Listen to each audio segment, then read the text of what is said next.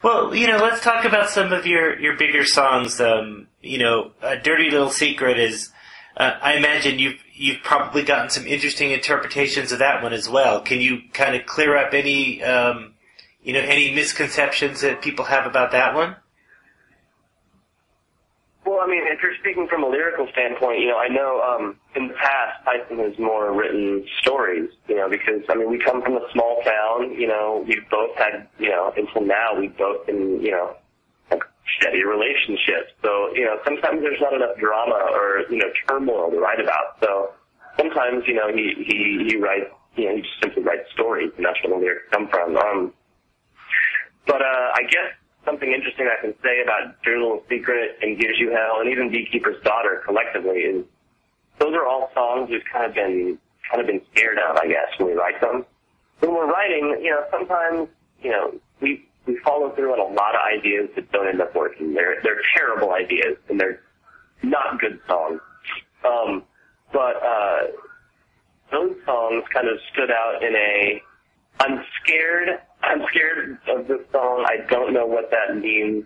It's not a bad song, but is it good, kind of thing. And Dirty Little Secret was one that it was just an acoustic guitar and a vocal. That's all it was.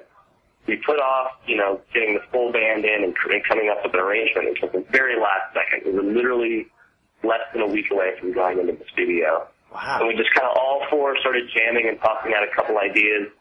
We had the arrangement down, within an hour, and that was that. We ended up recording it and couldn't get the motherfucking thing out of our heads. So it turned out to be a good thing. And kind of the same thing with Gives You Hell. We recorded it with Eric Valentine. The whole time we were just like, what is this? Is this us? What? Why am I having these mixed feelings about this song? Come to find out, it turned out to be our first number one song, so I'm glad we ended up putting it on the record. Beekeeper's Daughter was kind of the same thing, The demo was kind of a really kind of acoustic-driven, kind of, I don't know, this beachy jam-sounding song, and we were just kind of turned off by the treatment of it. So it took Greg Wells, our producer, to just get us to let's try this song. We should at least try it. It's catchy. I think it's going to be a good one. All right, so we all get in a room, come up with some really interesting guitar tones for it. We put this horn section on, and then in the end of the day, it turns out to be our first single. So